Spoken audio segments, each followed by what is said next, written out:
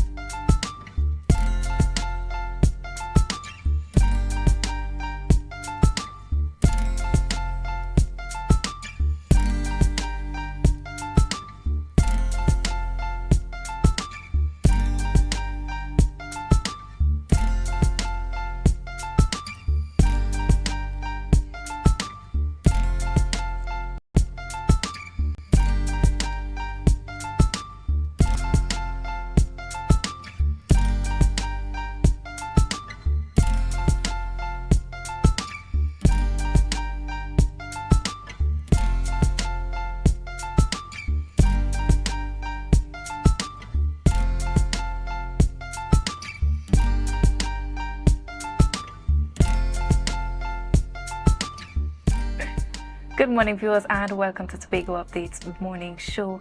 It is Monday, the 22nd of June, 2026. I want to wish you a bright day ahead, a bright week ahead. I want to say thank you for staying tuned to us here at Tobago Updates. I'm joined in studio this morning by Alex Brown. Good morning, Alex. Good morning to you too, Renaissance. How are you? I am good. How was your weekend? It was pretty quiet, restful. I enjoyed the weekend. Good morning, viewers, and a very happy Monday new week to you. Yeah, it was a long weekend. You find? Well, Friday we didn't go to work. Every time I have to go to work on Monday, I think the weekend is just the usual. To me, the weekend is only long when you get Monday off. That's fair enough. That's fair enough. But viewers, before we head any further into the programming this morning, we head on over to news in 90 seconds. Budget Day will officially be underway at the Assembly Legislature Chamber from 10 a.m. today. Finance Secretary Councillor Petal Ann Roberts will deliver the fiscal 2027 budget presentation this morning, which introduces the first installation of Tobago's official medium-term policy framework titled the Blueprint Pathway to Prosperity 2026-2030.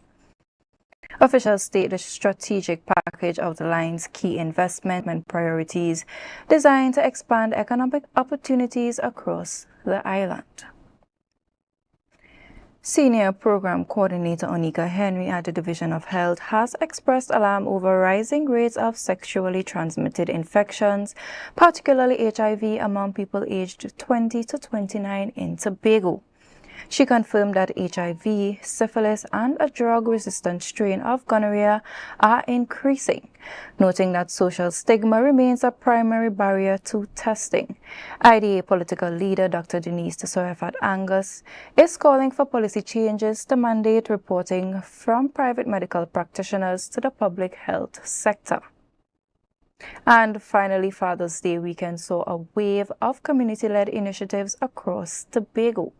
At Studley Park, the Goodwood Daddies claimed first place in the inaugural Countryman Can Cook culinary competition.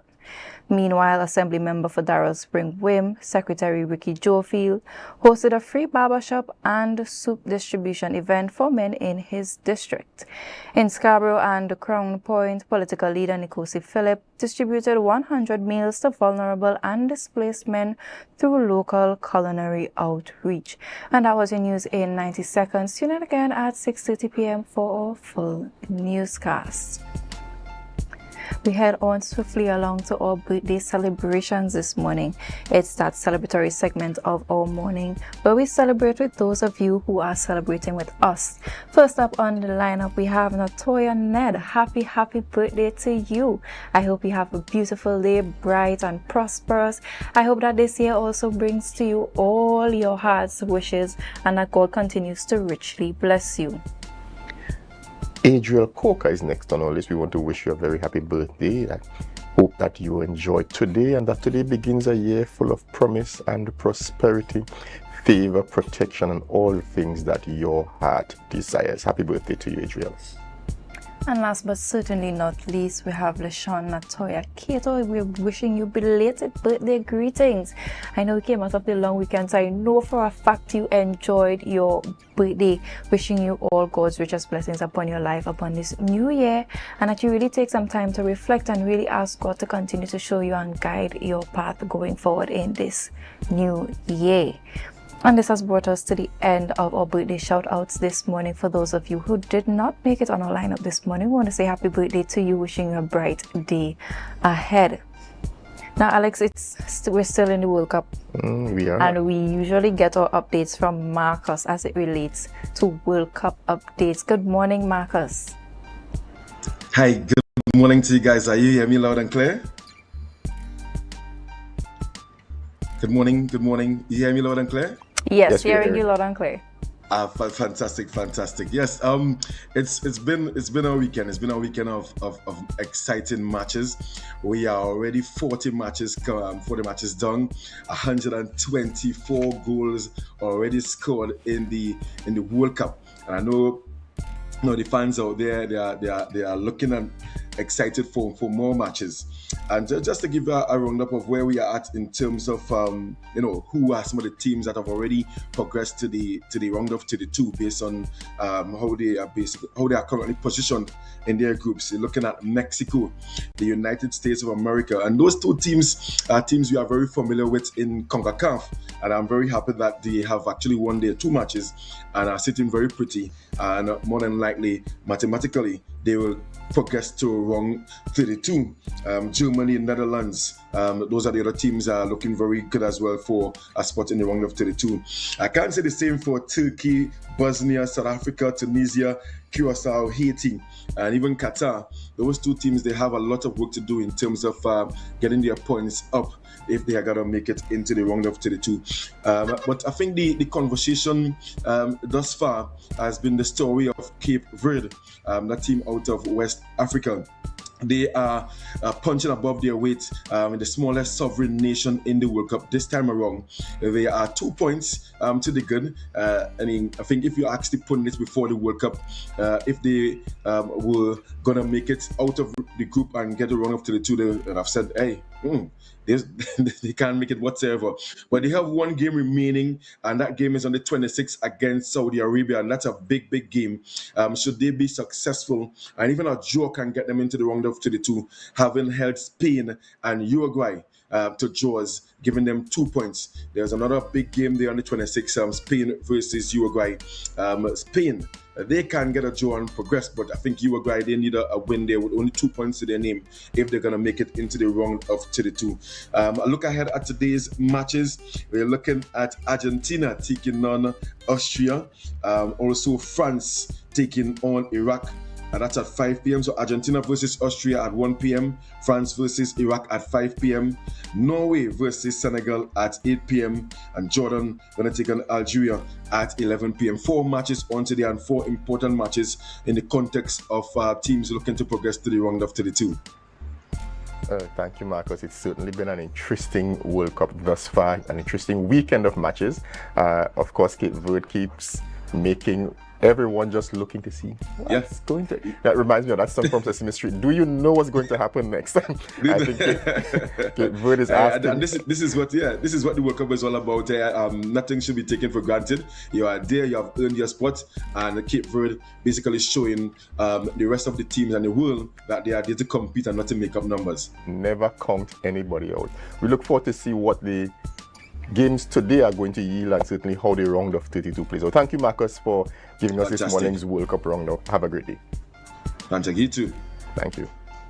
Viewers, as we continue, we share with you this morning's rundown. Here's what's on for this morning. We talk with the Trinidad and Tobago Unified Teachers Association, and we talk with President Crystal Ash, and there is one word from Tutor, and that word is enough. We talk with Tutor President, then we talk with ASP Mahalia Bacchus when we're talking about the hosting of public meetings, marches and processions, especially as we continue in a state of emergency here in Trinidad and Tobago.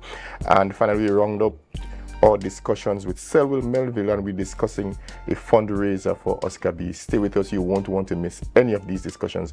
We take a break now and we'll be right back. Remember to share the live, share the live, share the live.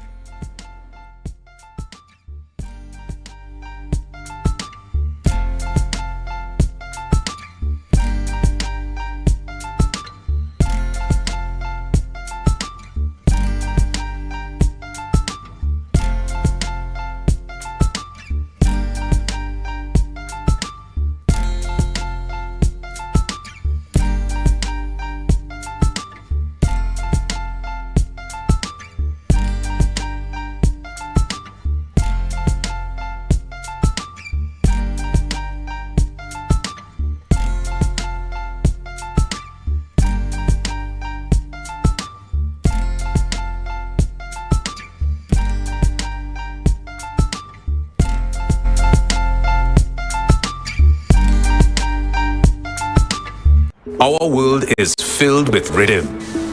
Rhythm that's unapologetic, infectious, timeless. Rhythm is commitment in action. It's how we show up for each other with unrelenting support that goes the distance. Rhythm lives in the tiny beats of our most intimate moments and the seismic roars of our biggest achievements.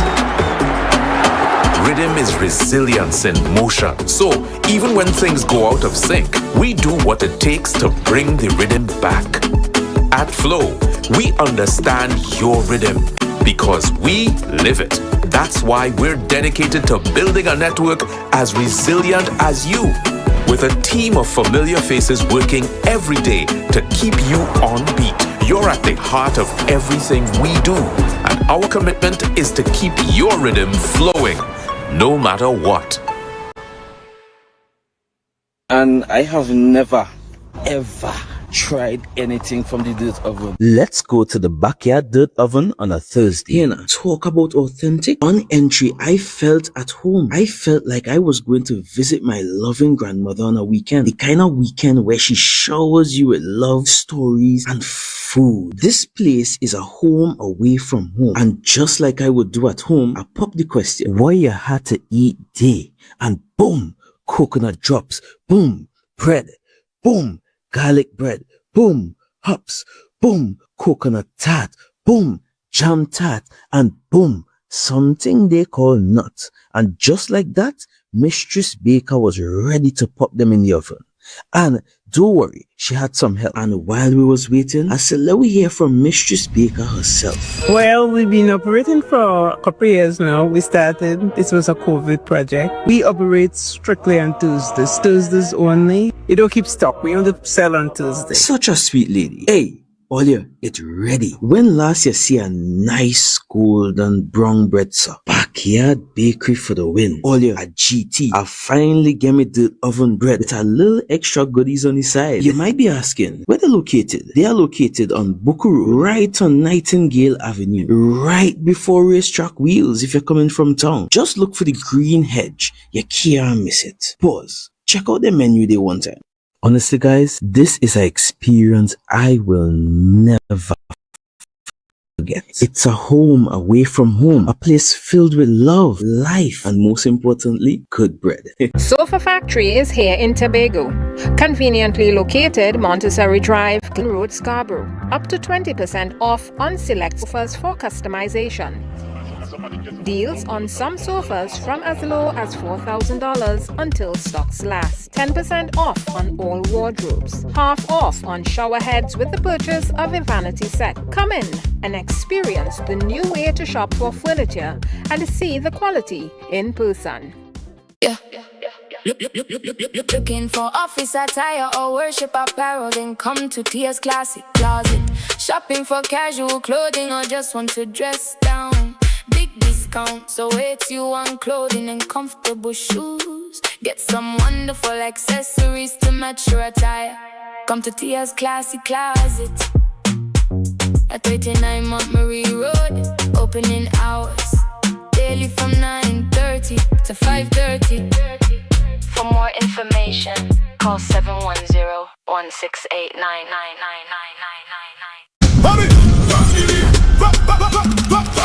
From the reef to the road. From the reef to the road. From the reef to the road. Tobago calling. Sweet vibes, sweet wine, everybody falling. We bring the culture straight to you. Tobago updates, we keeping it true. Oh gosh, Tobago updates. On the screen, there we go. You're home for October, can't even show. From the big stage shine to the Tobago line. We bring Tobago to the world in real time. Tobago updates. Tobago updates. Carnival 2026. We said the pace. Wave your flag. Anywhere you're there. Anywhere. Island love trimming all around you. Yeah. Clicking lock on for the rhythm start. Tobago updates, Caribbean art.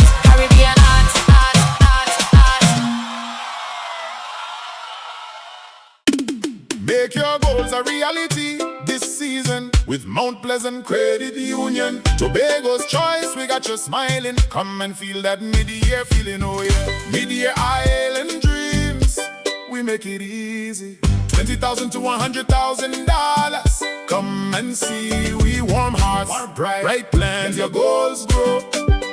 Mount Pleasant Credit Union, Tobago's choice. You know, every loan once approved, more reasons to celebrate. Chance to win big, doesn't that feel great? Up to $3,500 in exciting gift certificates. Share investment starts as low as $2,500. Mid-year island dreams, we make it easy. $20,000 to $100,000. Come and see, we warm hearts, bright plans, let your goals grow. Mount Pleasant Credit Union, Tobago's choice, you know. My name is Carpage. I'm the head coach of St. Jago High School boys track and field team. My name is Joseph Small. I am the head coach of the girls female program. Preparing an athlete is not just running on the track. You have the mental aspect, you have the nutrition aspect, and you have the support and the motivation. So there's a lot of factors that we have to look into, and we have to try to see how best we can deal with them as best as possible. Be viewing Caribbean Medical TV on this station. The Caribbean is more than just a place. It's a spirit, resilient, vibrant, and full of possibility. Rooted in connection, driven by community. It's who we are and the heart of everything we do. For over 150 years, we've been right here, invested in the Caribbean, its people, and its progress. And today, we're going even further. Liberty Business, rooted in the Caribbean, committed to you. Okay. 335, 336, 337, 338, 339. Counting on your fingers again. No wonder you lose your business. Grandpa, thanks for helping me start over. You not lucky in business, you know. As a child, you tried to sell hog plum. That failed. As a teenager, you and your boyfriend tried to break into the jewelry business. But hey, where that boy end up? He live in Aruka in the Grove. The golden one. Oh, child, if you want to get into business, you have to have your financial records intact. But do you know your numbers? Of course, 624-333. No, child, your numbers, your ratios, your equity ratios. You have a financial handicap. What? You need to see somebody about that. Anderson. Who? Anderson in Trinidad and Tobago, they offer tax and accounting services. They know about financial management. Grandpa, I started this business with nothing. And nothing is what you will end up with unless you call Anderson Services. Here. Okay, this card is nice. Yeah. What's this? Your rental fee. Have business will pay rent.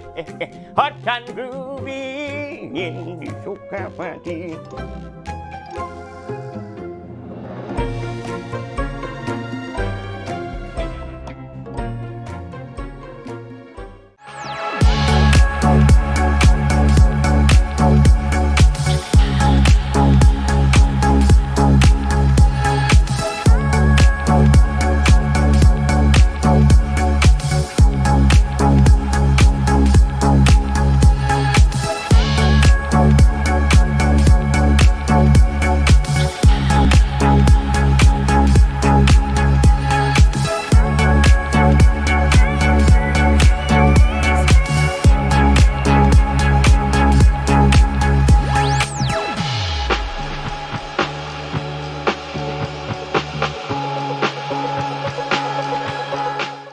Out of my dreams to my real life. This girl, I wanna know you feel like, yeah. Come closer to me, let the stars align, yeah. In the middle of the night, you bring the sunshine. Miss Lady, she have a pot on the fire, burn a flame when she cooking.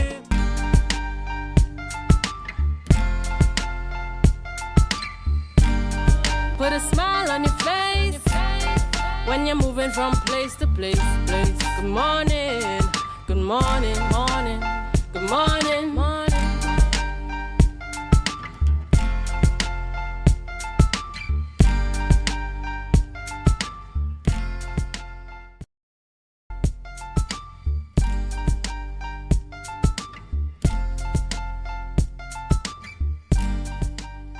Viewers, welcome back. This morning we're going into conversations with Crystal Ash of Tutor.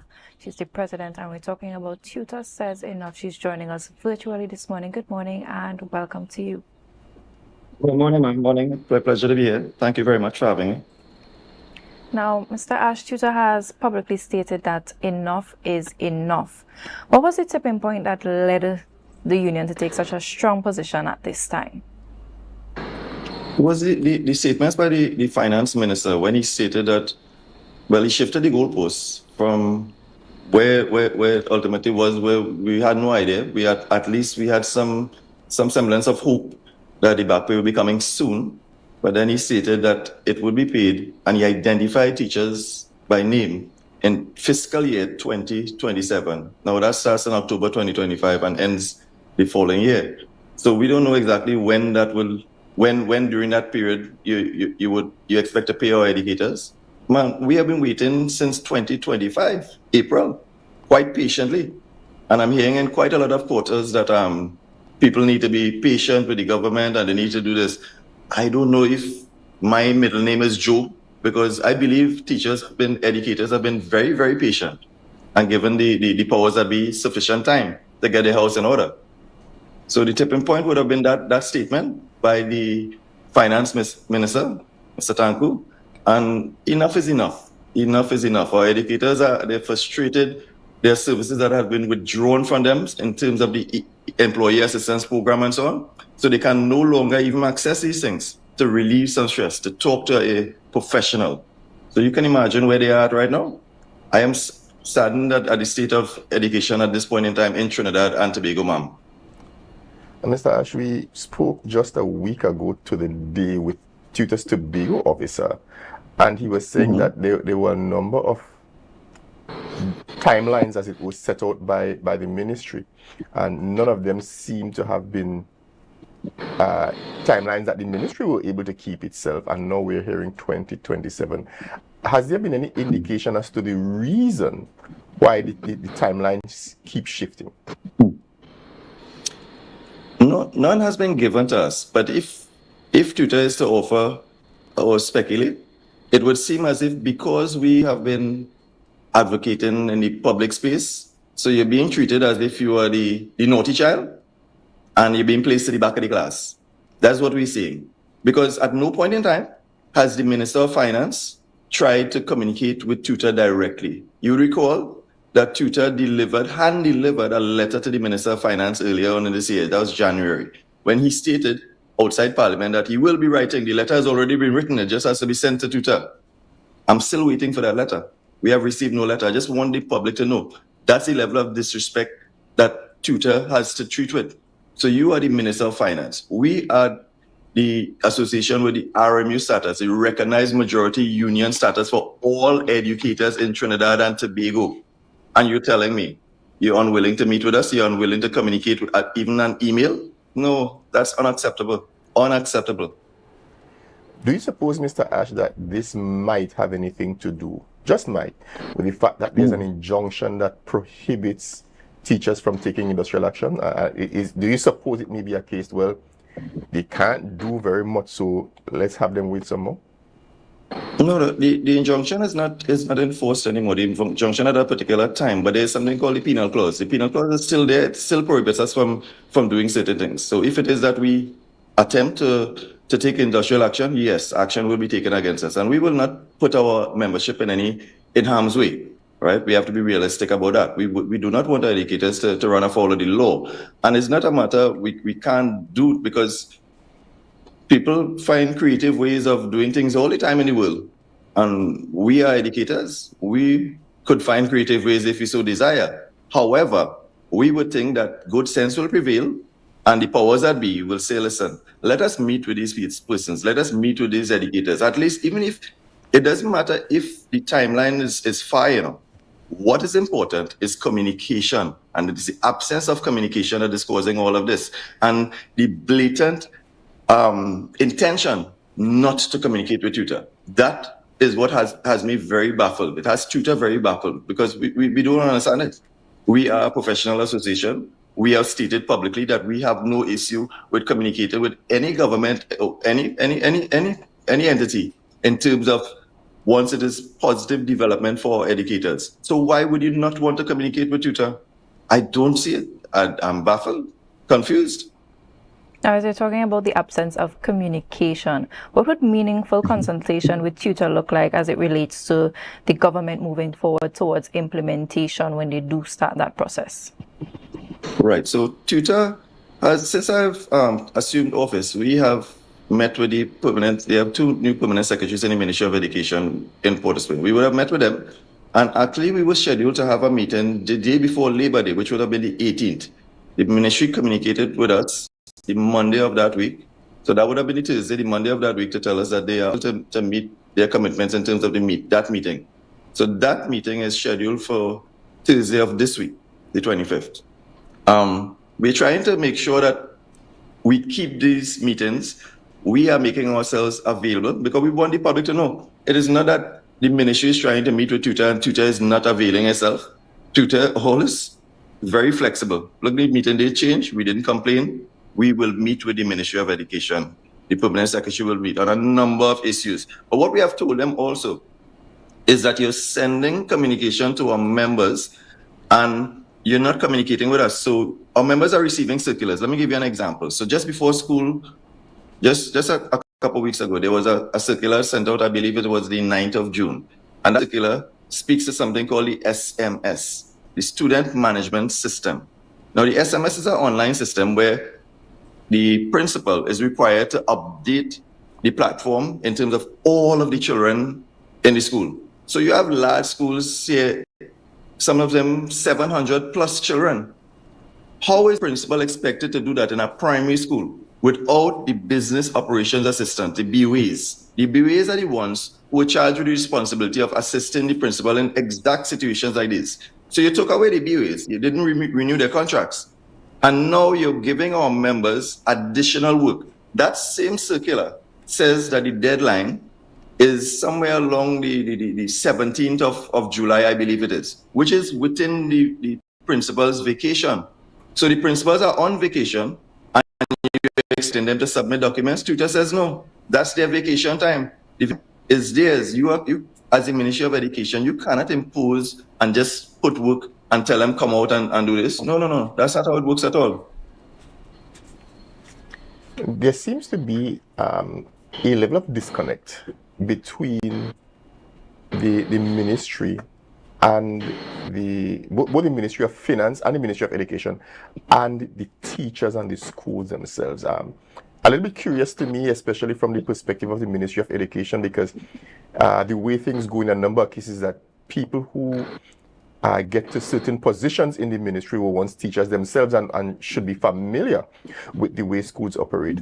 How do you think the transition from active teaching and school operations to senior management in the ministry may negatively impact how they see their role and how that role now impacts on how schools operate?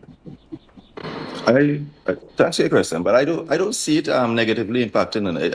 It comes down to the individual, because I'll tell you, sir, I was assigned I was a school supervisor before I became tutors president. So I was a teacher, principal for 11 years. Then I applied for school supervisor. I was a school supervisor 1 in Northeastern Education District, which would mean that you are charged with the responsibility of carrying out the Ministry of Education's mandate. So we would be agents with respect to the Ministry of Education in terms of directly dealing with the schools. And I had a beautiful relationship with my principals. I would communicate with my principals all the time. They would communicate with me all the time. I'd be aware of the issues in their schools. I would try to help them as much as I can, all within the resources I would have had. So that disconnect, I believe, comes from the individual, not because of the position, but from the individual. Because let me give you an example, a real example. So you have the Minister of Education, the Honorable Dr. Michael Dowlett, former principal himself. And one would think, coming from the bowels of education, you would understand what education is about, and you would try your best to communicate with the recognized majority union, and there's certain things that you put in place. But what we're seeing here is unfortunate. You're seeing a minister who is absent. He's absent. He has never made any comments in the public space in relation to all of our issues that we would have raised. In addition to that, he's cutting ribbons, he's opening ceremonies, quite a number of things. So his mandate seems to be e-books, electronic books for the children, providing that, avatars that would assist them in learning, all well and good, Tutors, no issues with that. We have a little issue with the fact that there are basic resources that are missing, that you are not treating with, but then you're putting on all these high-tech and fancy things. Because furniture, right in the Tobago space, a number of schools don't have furniture. And you are well aware of that. Our Tobago officer, Mr. Rodriguez, would have articulated same in the public space quite a lot. In Trinidad, we have schools with, if you see the furniture, sir, if you see those pieces of furniture, if you sit on it, you can put your finger, I suppose, straight through the furniture, because it's riddled with termites. And as I always say, Maslow hierarchy of needs. Give me my basic needs before you give me the ones that you think I ought to have higher up. The basic needs would be furniture, would be staffing at schools. Those are things that we ask for all the time. And we ask for the intervention of the Minister of Education, but it would seem as if he's missing in action. Tutor doesn't know what to say again. Thank you.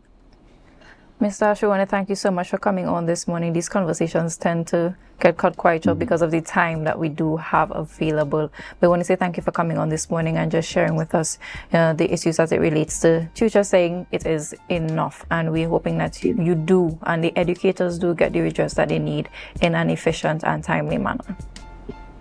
Thank you most kindly for having me. Pleasant day. Same to you. Thank you. If you'll stay right here, we want to continue right after the break. But remember to share the live, share the live, share the live.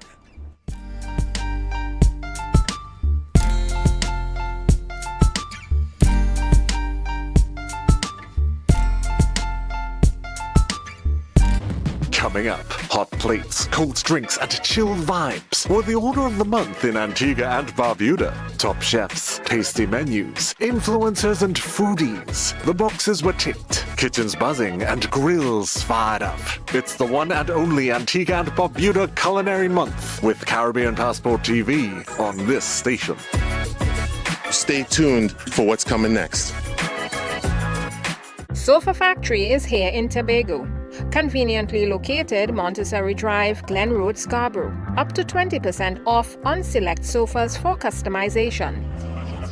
Deals on some sofas from as low as $4,000 until stocks last. 10% off on all wardrobes. Half off on shower heads with the purchase of a vanity set. Come in and experience the new way to shop for furniture and see the quality in person. Yeah. Looking for office attire or worship apparel, then come to Tia's Classic Closet. Shopping for casual clothing or just want to dress down. Big discount, so it's you on clothing and comfortable shoes. Get some wonderful accessories to match your attire. Come to Tia's Classic Closet at 39 Montgomery Road. Opening hours daily from 9:30 to 5:30. For more information, call 710-168-99999.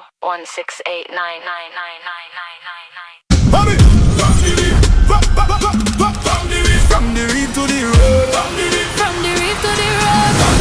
From the reef to the road. Tobago calling. Sweet vibes, sweet wine, everybody falling. We bring the culture straight to you. Tobago updates, we keeping it true. Oh gosh. Tobago updates. On the screen, there we go. You're home for October, carnival show. From the big stage shine to the Tobago line. We bring Tobago to the world in real time. Tobago updates.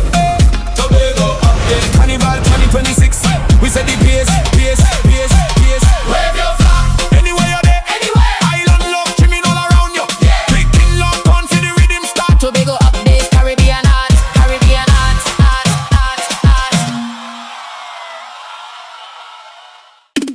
Make your goals a reality this season with Mount Pleasant Credit Union. Tobago's choice, we got you smiling. Come and feel that mid-year feeling, oh yeah. Mid-year island dreams, we make it easy. $20,000 to $100,000. Come and see, we warm hearts, bright plans, your goals grow. Mount Pleasant Credit Union, Tobago's choice. You know, every loan wants to prove more reasons to celebrate. Chance to win big, doesn't that feel great? Up to $3,500 in exciting gift certificates. Share investment starts as low as $2,500. Mid-year island dreams, we make it easy. $20,000 to $100,000. Come and see, we warm hearts, bright plans. Let your goals grow. Whoa. Mount Pleasant Credit Union, Tobago's choice, you know. My name is Carpage. I'm the head coach of St. Jago High School boys track and field team. My name is Joseph Small. I am the head coach of the girls female program. Preparing an athlete is not just running on the track. You have the mental aspect, you have the nutrition aspect, and you have the support and the motivation. So there's a lot of factors that we have to look into, and we have to try to see how best we can deal with them as best as possible. Be viewing Caribbean Medical TV on this station.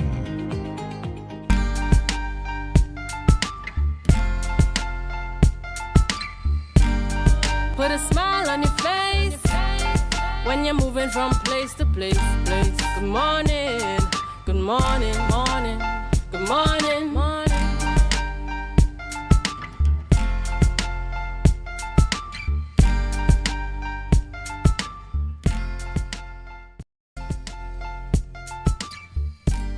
Viewers, welcome back. As promised, we're talking with the Trinidad and Tobago Police Service represented by Miss Mahela Bacchus, Acting Superintendent Bacchus. I got you right? Assistant Superintendent. Assistant Superintendent. All right, we're talking hosting of public marches, meetings, and processions. Good morning, Acting Superintendent Bacchus. I don't know why I want to give you something that is not yours. Good morning to my host, and good morning to Tobago. I'm very happy to be here this morning. Well, I am glad you are, because we're planning to ask you some very tough questions. You know? Really? Yes. Wow. We are. So let's start. Generally, we're operating now in a state of emergency, something that I am quite unhappy with, but it is what it is. Outside of a state of emergency, what requirements would there normally be for the hosting of meetings, marches, demonstrations, what have you? All right. So first, I think a bit of education is needed by the public to understand the whole idea of public marches, protesting, and so forth.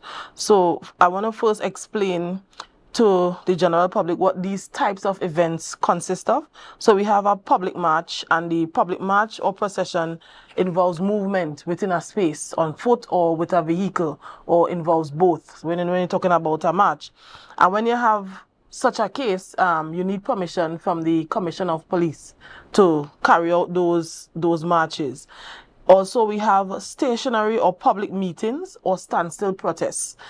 So this is where a gathering that stays in one place, example outside of a building, and notice is you only need notice for such an activity. Not necessarily. No permission is needed, but the notice should at least be given 48 hours in advance so that the police is aware that this is going to happen, right? You have one-man or solo silent protests.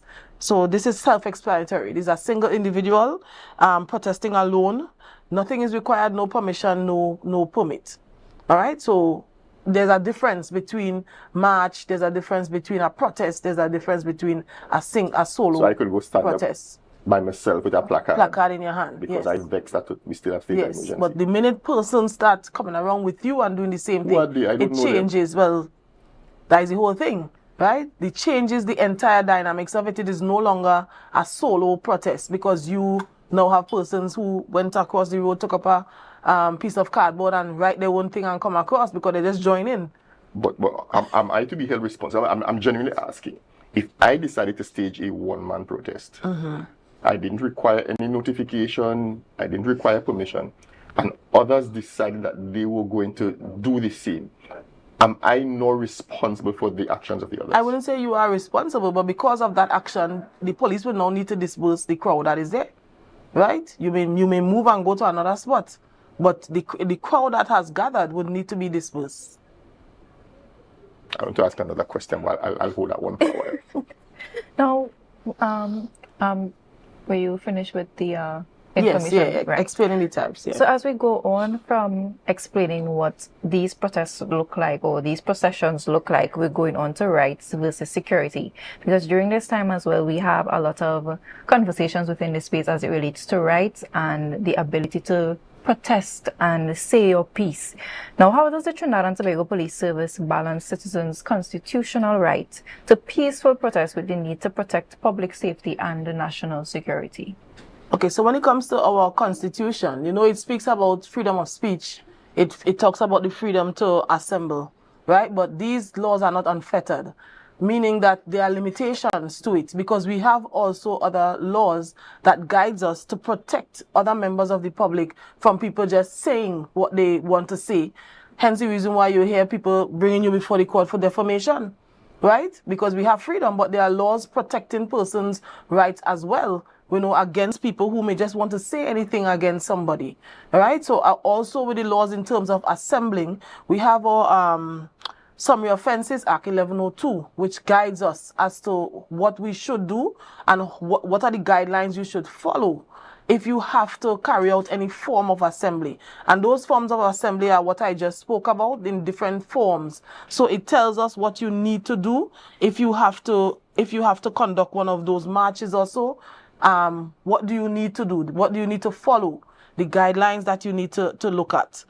Right? So if you wish, I could go into some of those guidelines. Well, as you're heading there, let's add to the mix religious organizations, because we live in a society where there's a multiplicity of religious organizations, and many of them, by their nature, have in their practices public meetings and processions and all that. How does that fit into this entire scheme of things, and how is it treated? Well, no, you know, most religious organizations, a lot of times they do inform the police that you may have an open air, or you have a what you call this thing again? Crusade taking place at a particular space and so on. And we have the police even partnering, you know, passing through to ensure that these things are safe. You know, somebody who probably doesn't have the same religious views as you doesn't come around and try to hurt the other members and that kind of thing, or people come and try to disturb the peace whilst this is happening. Because obviously if you are trying to preach and you have a person counteracting what you are saying come there with a loudspeaker, they are disturbing the peace, or you understand what I mean? So most times they would inform the police, give you some form of notice that this is happening at this time and we are going to be gathered here and so forth, and that is no issue with us. How about these street processions, for example? Like, easily coming to my mind is the Baptist community, who, particularly on spiritual Short Baptist liberation, they would have street processions, and there are other religions that have. How is that treated? All right, so what we consider most of those as road use, right?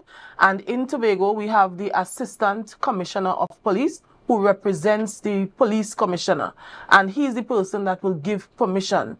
So I was just heading into the area where if you're doing something like that, you have to write a letter applying for permission to use the roadway, and also for the presence of the police, because remember, you might be going into a day or a time when there's heavy traffic, so you need to have the police to escort the procession or the as you said, the Baptist movement on the street and so forth. The Seventh-day Adventist community right, also has often as well, motorcades. yes. So you will normally write that application.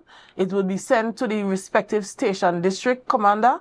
He will assign somebody who would investigate. You will find that they will reach out to you because they will want to find out how many persons are expecting. If you're going to have a truck moving with the procession, a music truck or so, this truck, the person, the driver's license, the insurance, you must have that permission from licensing office to be on the roadway. You have to have the EMA permission as well too. All these documents must be attached to the application. So the investigator will gather all that information from you. He will write a report and it will be sent back to the commissioner of it is to the Commissioner of Police, represented here in Tobago by the ACP, and then he will deliberate on it and decide, because we have to look at the crowd, the maximum crowd that you're going to have, to determine how many police officers would be assigned to ensure that this is a safe event. So there are processes and there are ways in which things are done, and not just any and anybody getting onto the street and just, utilizing the roadway. Because if, you have the aspect of where an accident could happen, people could get bounced down. Next thing you know, you have a lot of children coming out with you on that space. So that's why you need order, you need guidance, and we need to do things the right way. Now, we've spoken about the guidelines in which these processions, meetings and marches can be held and the requirements for such. In the events, under what circumstances can these proposed marches and events be restricted or maybe even be relocated by the authorities? So just as I mentioned, if you are not if you didn't do the correct thing in terms of making your application, because applications should be made well in advance, at least 21 days in advance when you're doing some of these, the processions that we talk about, right? You need to complete a public march permit application, and you could find this online on the police portal, ttps.gov.tt. If you have ever applied for a certificate of character, you go onto that site, you will see all the services and so on that are available, that whatever you want to do, applications can be made online, or the station district should have the applications there that you can fill out. You'll need to identify, as I said, the proposed route that you are going to use. For example, if you're moving from Old Market Square down to the Esplanade, you need to tell us that, because we don't want, when you get there, you decide going around against the traffic at Garden Side, right, and to come around. So if that's the route, you stick to the route and you go along that proposed route that you are supposed to. The expected number of participants, valid identification, a letter of authorization if you are applying on behalf of a group or an organization, because people misrepresent persons and groups, right? One person might, because they have access to a letterhead, you decide to just go ahead and say, we're going to do so and so, and the rest of the members are not in agreement. So if it is a group, you have to have some letter of authorization from the group saying such. You wait for the review, as I mentioned, from the TTPS, who will assess public safety, the traffic implications, and other logistics to ensure that this one is safe. And then after you collect your permit, once it is approved, the permit is collected from the issuing police station, right? So we rely heavily on the organizers and the leaders, that they must comply with any of the conditions attached to when you're calling these marches and so on. And if it is that you are against if you didn't do the thing, do it properly, make the application properly. When you are called upon to disperse, that you disperse. So the short answer is, as long as you did not follow the process, there's a great likelihood that you will not find success in your efforts. The police will not support you not doing the right thing. Now let's go to one of the harder questions. Often, because almost every week we have one of your colleagues here with us talking about the police service and the activities that they're involved in. Often we hear the expression intelligence-led and data-driven policing. And I want to ask you a little bit about the continued expansion or extension rather of the state of emergency. One of the things we're always told is that the criminal element in Trinidad and Tobago is a small segment compared to the rest of the society.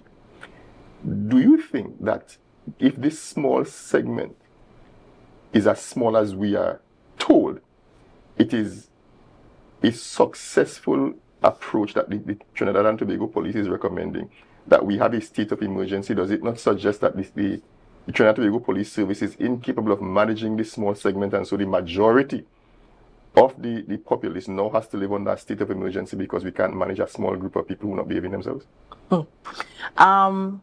No, first of all, you have to understand the purpose behind the state of emergency. And I'm asking you as an individual, has it affected you in any significant way? Yes, it has. I have had to adjust. In How terms you define significant? What I say, because this is not a SOE with a curfew or anything like that that limits where you can go, when you can go out, but it and that kind of thing. Limit some of the expressions, right? And that is one of the things, you've known me for a while. You know, I like to say things, and that is one of the challenges that we would have in this case, where there's limitations, because there seems to be, in terms of the regulations, this subjective view of what comments or statements may be contrary to public order or something like that. And I'm wondering whether it is fair for the rest of us,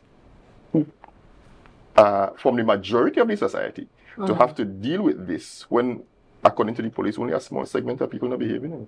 But if you look at it, there are laws that are applicable even without an SOE. True. That also guides us and tells us you don't do certain things. I think within the SOE just been enforced a little bit more some things. And for example, we saw the legal notice coming out and actually identifying spaces where you cannot go within a 500-meter space to do the protest or the march. I don't agree. And so forth. If I think the ACP in Tobago is not performing well, where else to tell him that but in front of the headquarters of the police service in Tobago? You know, there are so many ways in which we could do things besides doing what you are asking. Yeah, there are many ways, but confrontational. what makes the most impact? You know, and the spaces that were identified are very key spaces within our country.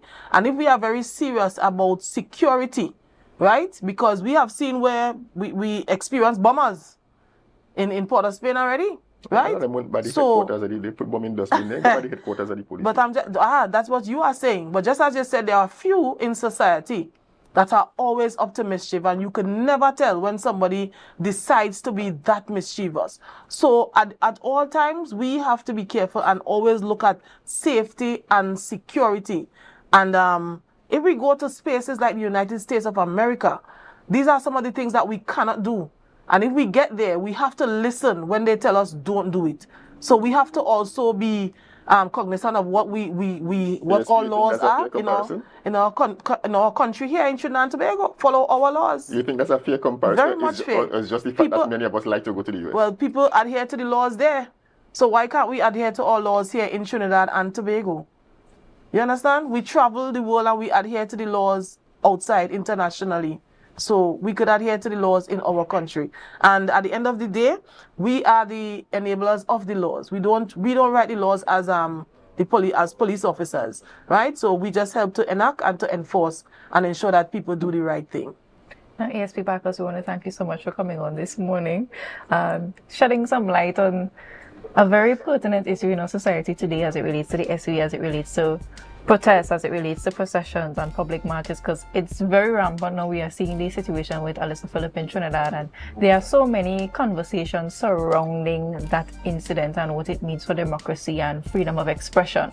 So I want to thank you so much for coming on this morning and sharing with us, and we hope that the public who has been viewing this morning got some clarity in some way, shape or form on some of the things that they had some ambiguity on. All right, thank you very much for having me. And before I go, you know, the police service, we have embarked on a series of activities. I don't know if you saw, for the Father's Day, we did a TTPS Men Can Ride with the bicycle. Yes. I didn't see Alex there. However, what day was again? That was the Thursday before the holiday. And we had the fathers of the TTPS along with some of our community members and children, you know, doing a very mental health activity. They rode from the Chevron police station down into Cano Bay, a little rough riding as well through Friendship, and we came back to the station. So it was very exciting, and I just want to say thank you to the members of the public as well who participated. I know the day has passed, but still saying happy Father's Day to all the men on the outside. Even Alex, I'm saying happy Father's Day to you. You know, and we also have today an aerobics activity at the Chevron Road station. So if persons want to join in with us, we don't have a problem coming, because we look at our health as being our wealth, and you know, partnership with the public is always important to us. Thank you so much. So viewers, head on down to the Chevron Road Police Station today and be a part of the aerobics workout. Get your health in gear, and as ASP said, your health is your wealth. So viewers, stay right here. We continue right after the break. Remember to share the live, share the live, share the live.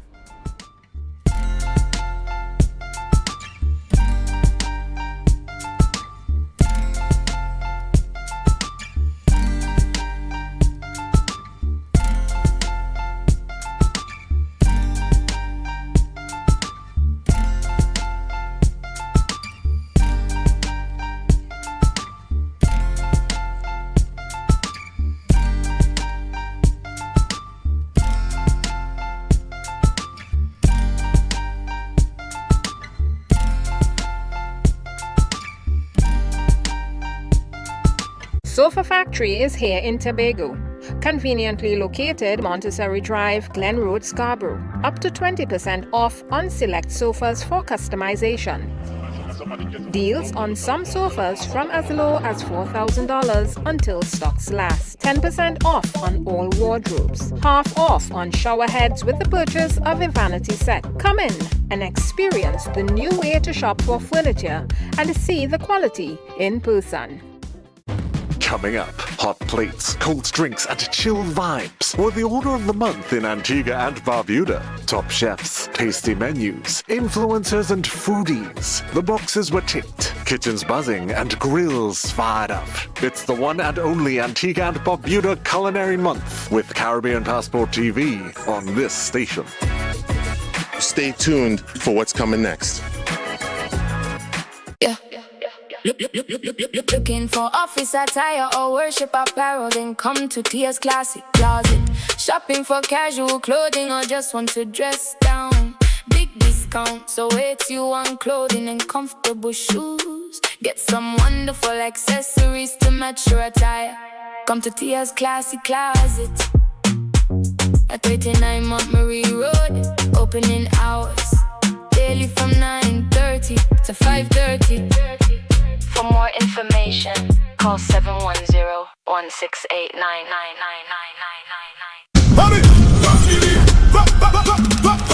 From the reef to the road. From the reef to the road.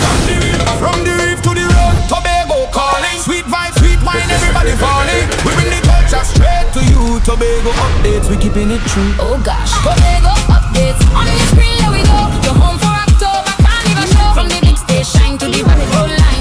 Tobago to the world in real time. Tobago updates, Tobago updates. Carnival 2026. We said the pace. Wave your flag anywhere you're there. Anywhere. Island love streaming all around you. Yeah. Big thing lock on to the rhythm start. Tobago updates, Caribbean art.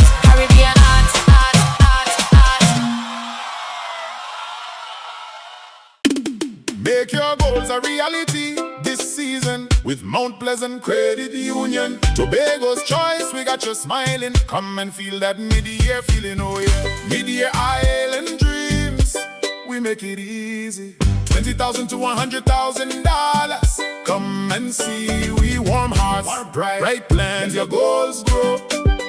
Mount Pleasant Credit Union, Tobago's choice. You know, every loan once approved, more reasons to celebrate. Chance to win big, doesn't that feel great? Up to $3,500 in exciting gift certificates. Share investment starts as low as $2,500. Mid-year island dreams, we make it easy. $20,000 to $100,000. Come and see, we warm hearts, bright plans, let your goals grow. Mount Pleasant Credit Union, Tobago's choice, you know. All Are We is one family. Tobago family and friends. Healing concert for Oscar B. All Are We is one family. All Are We is one family. A benefit concert honoring a cultural icon, Oscar B, on Sunday, the 28th of June, 2026, at the Shore Park Cultural Complex, featuring conscious renditions, gospel performances, and Tobago's finest artists. A benefit concert honoring the cultural icon, Tobago's own, Tobago's pride, Tobago's legend. Doors open from 4 p.m., showtime 5 p.m. Give from the heart or make your donations at the door. Or call 917-807-2119, 741-6143 or 759-6634. Presented by friends and family of Oscar B Committee in collaboration with Tobago-based partners. All proceeds will go towards Oscar B's medical expenses and recovery. You don't want to miss it. All Are We is one family. The healing concert for Oscar B. Go wine so, push back so, we go jam so. Viewers, welcome back, and we're on to our last interview for the morning here at Tobago Updates Morning Show. Joining us virtually, we have Selwyn Melville, and we're talking about a fundraiser for Oscar B. Good morning and welcome to you, sir.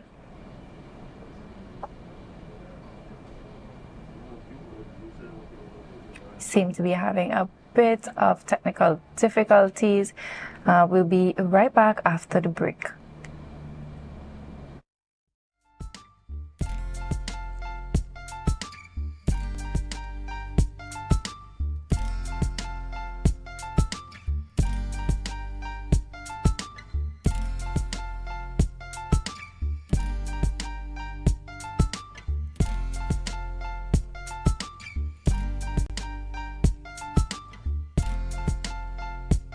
Sofa Factory is here in Tobago. Conveniently located Montessori Drive, Glen Road, Scarborough. Up to 20% off on select sofas for customization. Deals on some sofas from as low as $4,000 until stocks last. 10% off on all wardrobes. Half off on shower heads with the purchase of a vanity set. Come in and experience the new way to shop for furniture and see the quality in person.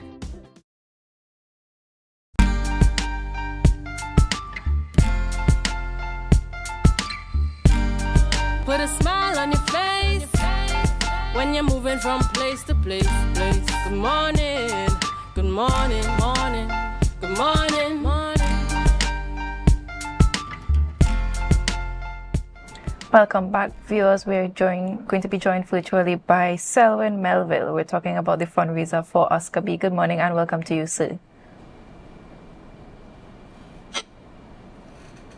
Are you hearing me, Mr. Melville?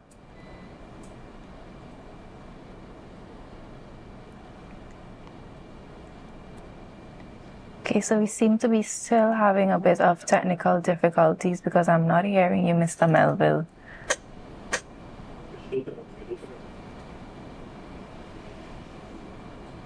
Okay, viewers, so we're going to head to a short break and we'll be right back. Hopefully that we'll have that rectified by the time we get back from the break.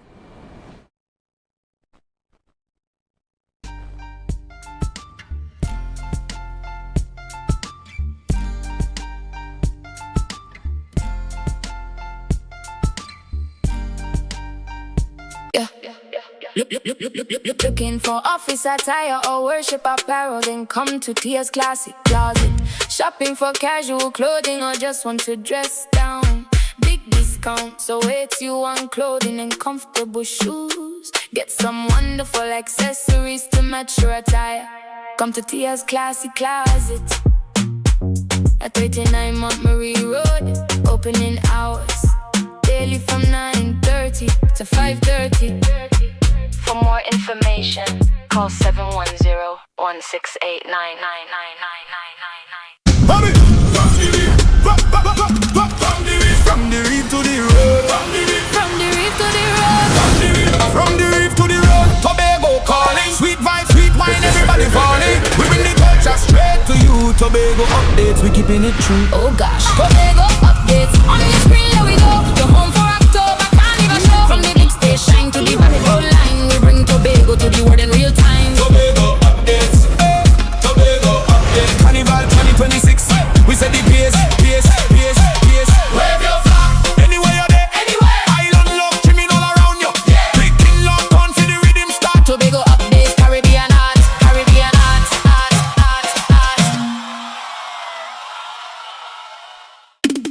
Make your goals a reality this season with Mount Pleasant Credit Union. Tobago's choice, we got just come and feel that mid-year feeling, oh yeah. Mid-year island dreams, we make it easy. $20,000 to $100,000. Come and see, we warm hearts, bright plans, your goals grow.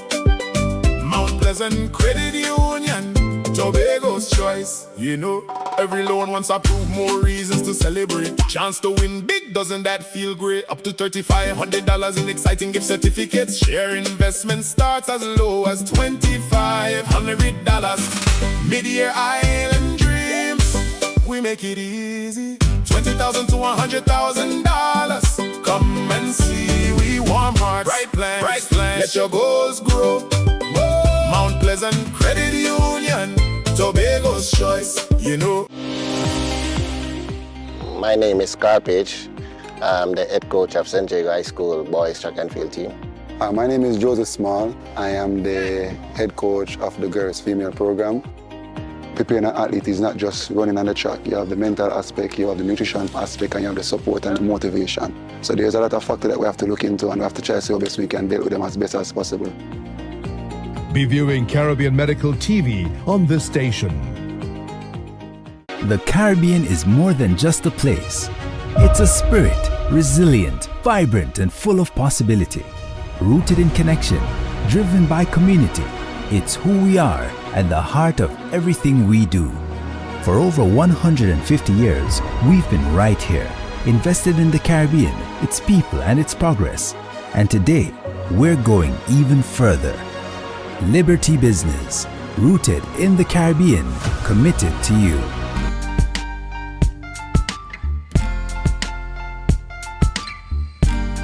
Put a smile on your face when you're moving from place to place. Good morning, good morning, morning, good morning, morning. Yes, welcome back. We trying again to talk with Mr. Selwyn Melville, and we're talking the Oscar B fundraiser. Mr. Melville, are you there and can you hear us? Loud and clear this time. Oh, good morning. Blessings with all the dressings. Good morning. Thank you. Mr. Melville, let's start because there may be some of our younger viewers who may not be familiar with Oscar B. Tell us as much as you know, who is Oscar, where in Tobago is he from, who is he related to? Oscar has a very wide family range in Tobago, and we will take the entire program to talk about his leverage and all that. The people like Dwight York, family of Oscar B. He went to Signal Hill. He played football there, and up there at Signal Hill, they thought that he had a better range at singing rather than, and there's some interesting stories about Oscar B at Signal Hill. He played and won intercol titles in '82 and all that for the Signal Hill school up there. And people like Wendell Moore went to Signal Hill, who we know about very well. Hutchinson, who played for Trinidad and Tobago, all on there with Dwight York, played for Trinidad and Tobago. So Oscar has a very wide range of family links. And in addition to that, he did his soccer work in Jamaica.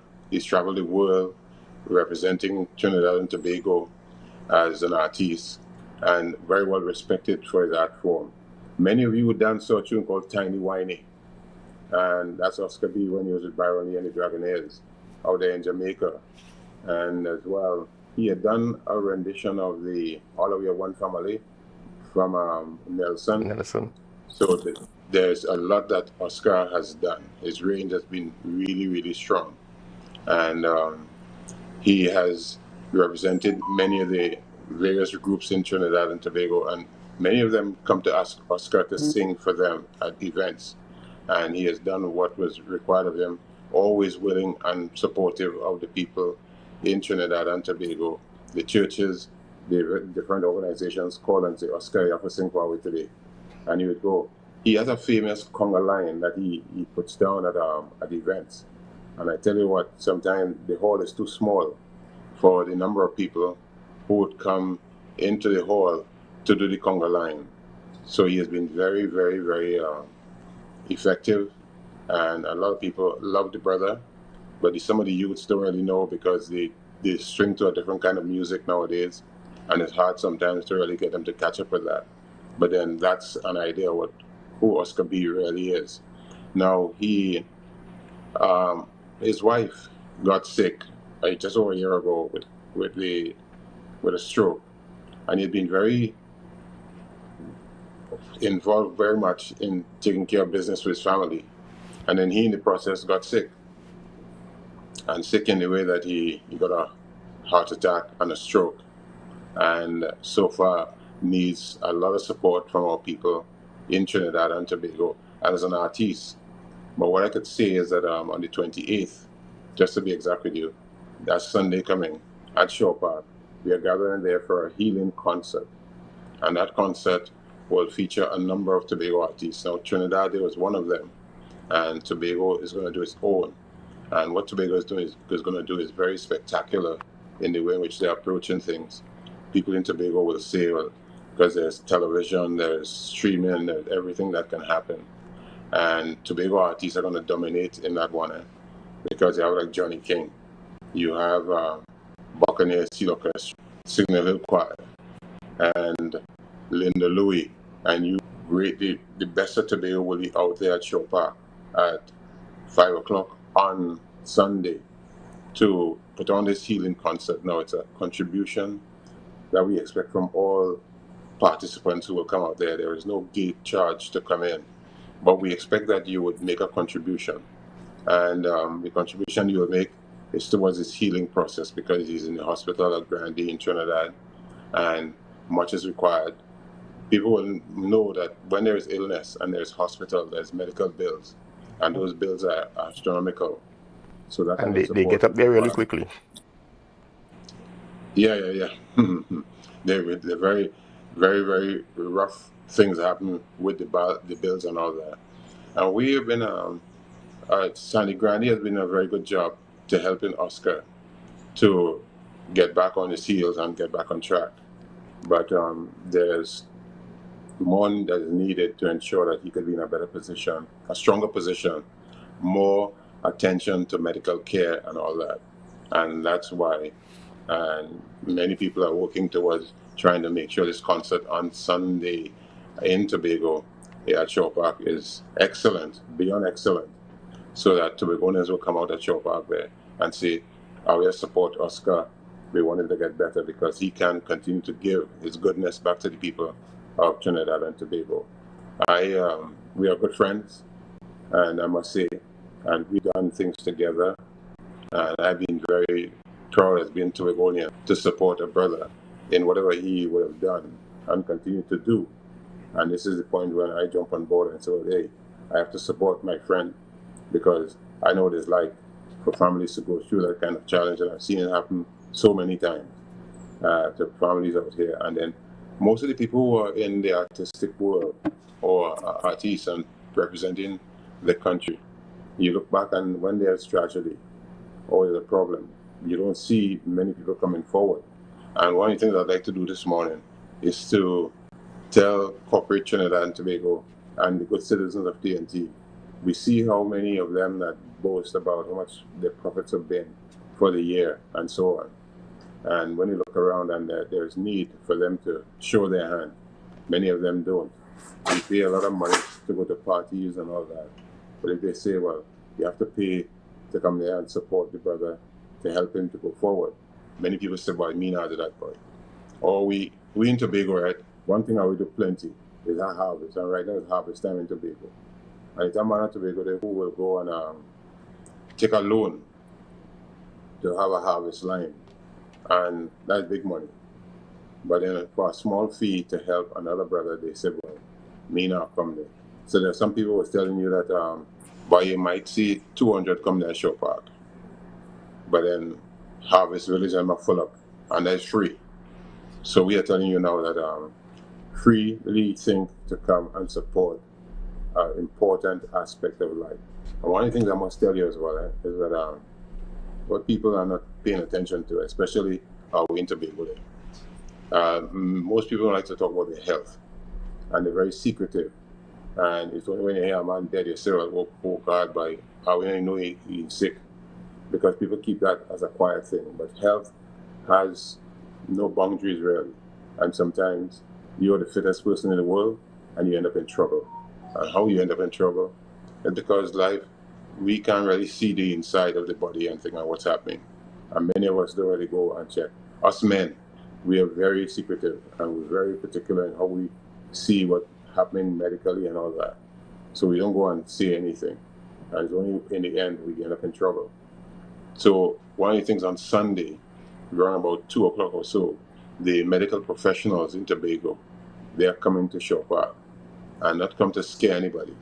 But we realize that we are an aging society, and this aging society needs a lot of attention. So all people, when they come up there on Sunday at Show Park, they can look at the possibility of going and get a check your blood pressure, find out a number of things, get releases from the number of people, experts who are coming there and can share their knowledge with you.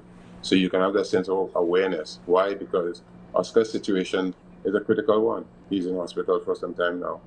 And it means that many of us could find out, hey, what is happening inside of me?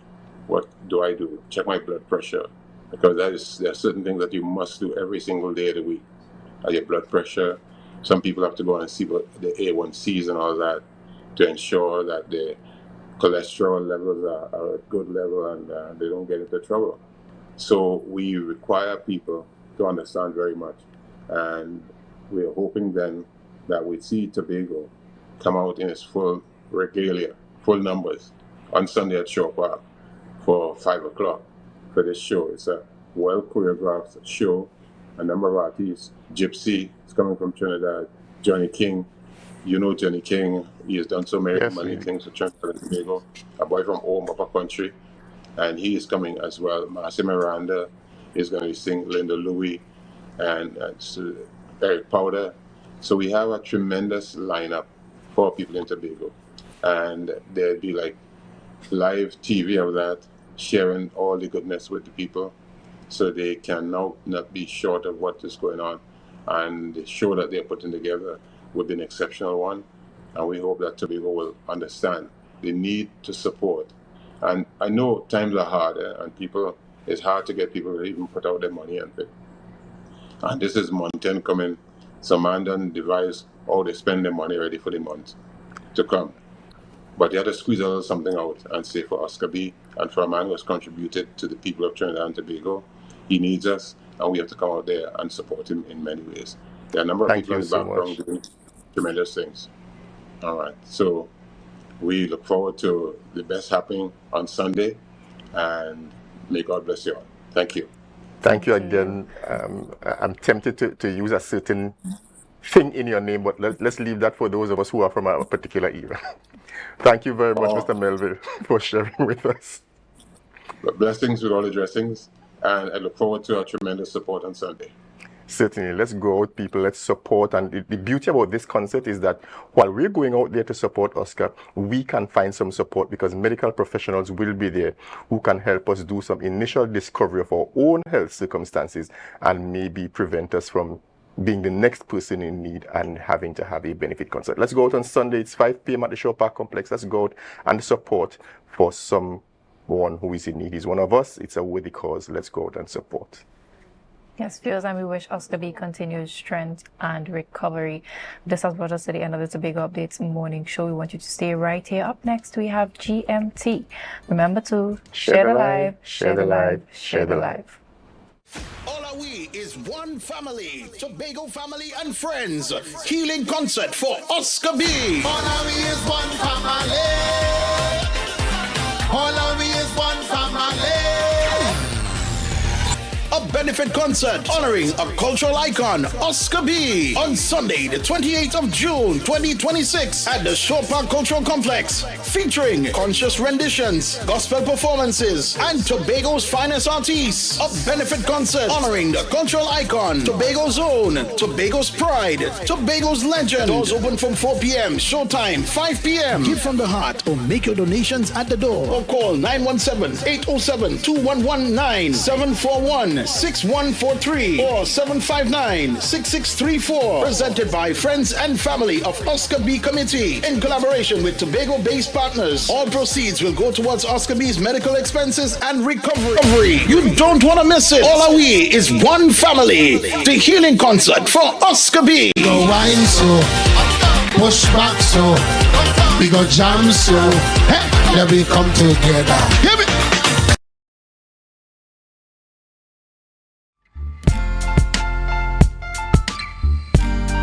Put a smile on your face when you're moving from place to place.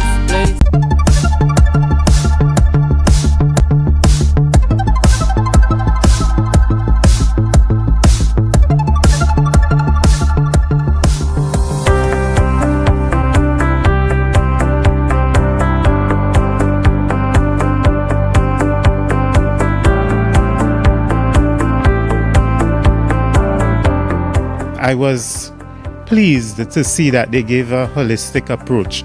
Indeed, the term holistic wellness came up, and they were able to touch on the financial aspect. They were able to speak about spiritual wellness, something that sometimes people don't even consider, and even stress in the workplace, because many times people are under stress and they may not realize it. It was a much needed opportunity. And what I would like to see going forward is that, more staff are privileged with the opportunity, this opportunity, with the information that was provided today. I don't think that it should be limited to a selective few then. This was too good. The information, is relevant. Our department is a department that's on the ground. From myself to my entire team, we are on the ground. We are faced with ground issues. We are faced with real issues. All our clients that come in. Now, we have clients that come in that we can help, and then there are others that we advise. We take everything. Then we look at what's happening in the world, Trinidad and Tobago. We see the tension, we look at our own colleagues, our own friends, the things that they are going through. So our topics, it comes from the people. It comes from the International Labour Organization. It comes from our stakeholder partners, Ministry of Labour, NDD, CSO. It comes all around. And what we look at what is happening now, what is affecting our people now, and that's what we try to tap into. That's why we try to find people that could speak to those areas and give our people the help and the attention. The hope would be that persons who attended would also share this information with their colleagues. I think it should be extended even to other departments as time goes along. I want to thank the Department of Labour for providing this opportunity, because I will say it's an opportunity for me today. And I hope that I'll be able to relay the information to my work colleagues so that we could help foster a positive and healthy work environment.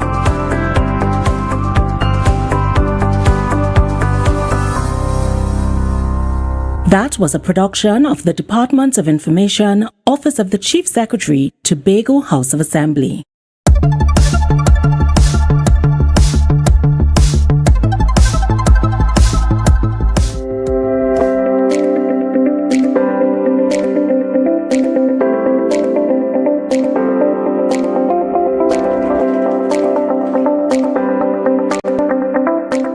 This morning we spoke about gut health and moving from chaos to calm. How do we achieve optimal gut health in 90 days or less? Now we saw this a very, very fitting workshop to have at this time because we know that if we look at our local space, the Tobago space, we have an issue with non-communicable diseases that are rampant, they're on the rise. And many people don't realize that the genesis of these issues is digestive health. So when we fix digestive health, then we're able to affect every other organ system within the body. So fix digestion first and you realize that your body serves you and it gives you so many things for years to come. I attended this workshop both as a spectator to learn the valuable information that Miss Melissa had to share, but also to see how our department could collaborate with this department to now get this information across to the wider Tobago population. There's a nerve that runs from the brain straight down to the lungs, the heart, the gut, and this nerve is called the vagus nerve. This nerve is so important because the information in the gut goes to the brain, where we produce serotonin 90 to 95% in the gut. So people think we have to, focus on antidepressants and these things, but no, sometimes we could fix our mental health by focusing on the foods that we eat. The information that the gut sends to the brain affects how we feel, affects how we interpret information, affects how we relate to people, and you could see that when you are hungry. It's interesting. You're not going to come back again and find out more things about your body. At this stage in life, we need to pay attention to our diets, what we eat, determine our health in the future. Start with digestive health. If you're having any signs, symptoms, or diagnosis, we always look at the 3 roots: digestion, inflammation, and genetics. Once we can target those 3 roots, any sign, symptom, or diagnosis can change its expression, and we'll just be a healthier island as a result. That was a production of the Department of Information, Office of the Chief Secretary, Tobago House of Assembly.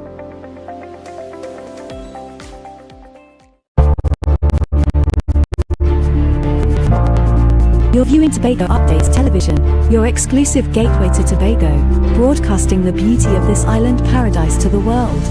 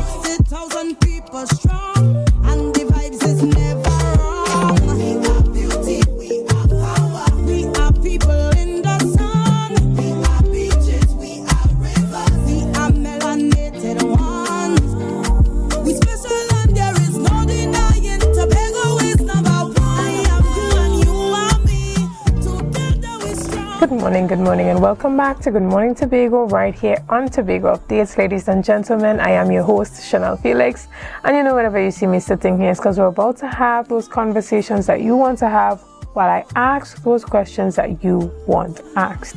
But before we get into this morning's interesting topics and conversations, let's have our news in 90 seconds. Budget Day will officially be underway at the Assembly Legislature from 10 a.m. today.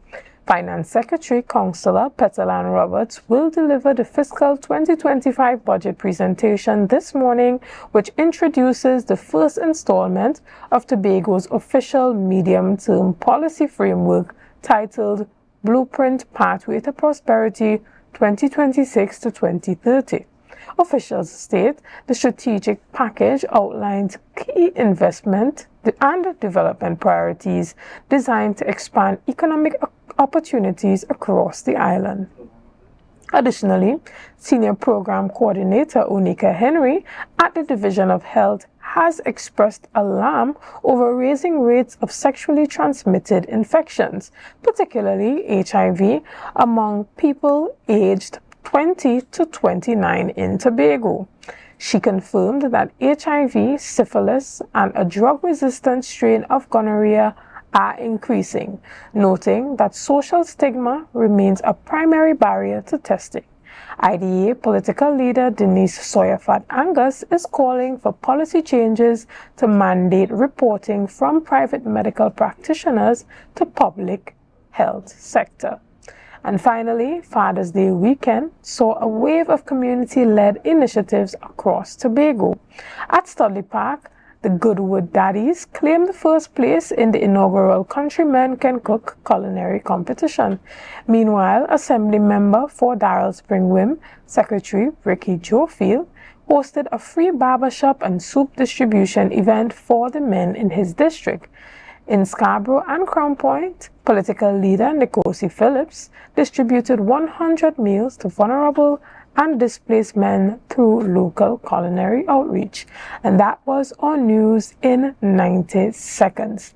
Ladies and gentlemen, on Thursday before we went off to the Labor Day holiday, I had the privilege of sitting right here on Tobago Updates and chatting virtually with a young woman, an activist, Alyssa Phillips. And we had a lengthy conversation about her time in her advocacy and the upcoming march that was taking place on Friday.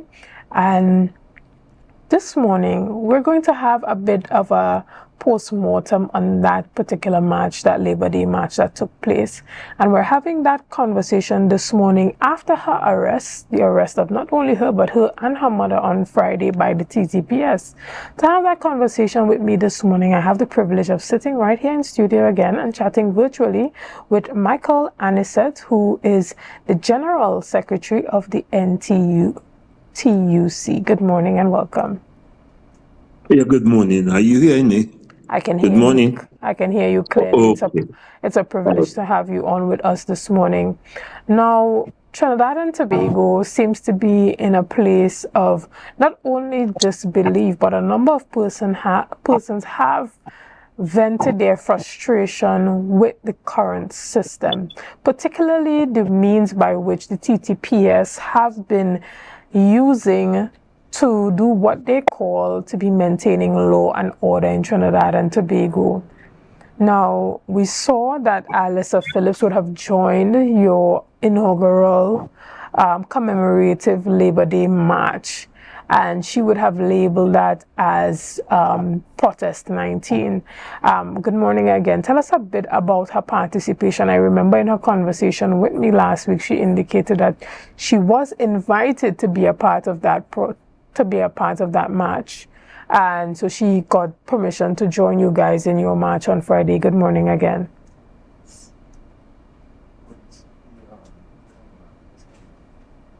Seems like we're having a bit of a audio issue there. So this morning we are going to be talking about the arrest, the second arrest that was made of Alyssa Phillips. You know, she has been advocating for Kaya Seeley, who is now facing charges of manslaughter for her boyfriend, Joshua Samaru. Good morning and welcome back. All right. I think the technical problem has been resolved, thankfully. Yes, I hope that you can hear me clearly. Yes, I am. Yeah. So Alyssa was invited or given permission to join you guys on your march on Friday, which she had labeled as Protest 19, being her final public appearance in her advocacy for the situation regarding the arrest and charges laid against Kaya Seeley. Yes, she wasn't. Let me make it clear. All right, that the labor movement continues on Labor Day. When we have a Labor Day celebration, it is open to everyone. Okay, while it is a Labor Day celebration, is a celebration that speaks to the youth, the disenfranchised, the unemployed, the underemployed, so that our invitation is also sent out to NGOs, okay? So that I want the public to understand that there was no specific requirement for the young lady to to be present. The fact that we do send out a general invitation is sufficient for her to be present. But having said that, having said that, I want the general public to also understand that before her arrest, which I witnessed because she was marching with me and my union at that point in time when she was arrested, all right, she was allowed to speak at the opening of the Labor Day celebrations, because what we normally do is allow trade unionists and activists to do a short statement before we start the official walk to Faisabad, to the junction. And she was allowed to speak. The police, they were present. They knew that she was allowed to speak, and it begs the question, how can they justify the press release that they sent out, which seems to suggest that they were advised by some executive person that she was not invited to the Labor Day celebrations? Yeah, And that has sparked a lot of controversy as well, because persons are asking about that. I remember in our conversation on Thursday, expressed clearly that she was invited, but you have also said that anybody is invited to be a part of the Labor Day march. And as far as I'm concerned, you know, just looking on from the public perspective, when a march or a protest is called, there's no individual permission that needs to be granted for any individual to be a part of that. And when we look at the history of the labor movement, yes, it has to do with workers' rights, but a key part of that has to do with social justice and the fight against social injustices. And so if one person comes and says, well, you know, my brother was shot last year and I believe that, you know, he was done unjust, and I want to come and be a part of this movement in commemoration of my own struggle, my own experience, I am quite, you know, baffled to understand how it is that any individual person who comes with their own personal struggles as it pertains to social injustice can be asked to have their own permit to be a part of an already established and permitted march. Tell us a bit about that. Yeah, well, I think you are hitting the hammer on the proverbial head. The question is, we had opposition leader as part of the march. We had other groups, social groups, as part of the march. Is the police saying, and this has not been, and if that is what they are now saying, you cannot arrest somebody on a basis of something that you conjure up in your mind and did not express that view. So what the police is actually saying is that anybody now in a march who is marching, and if the labor movement calls it, it means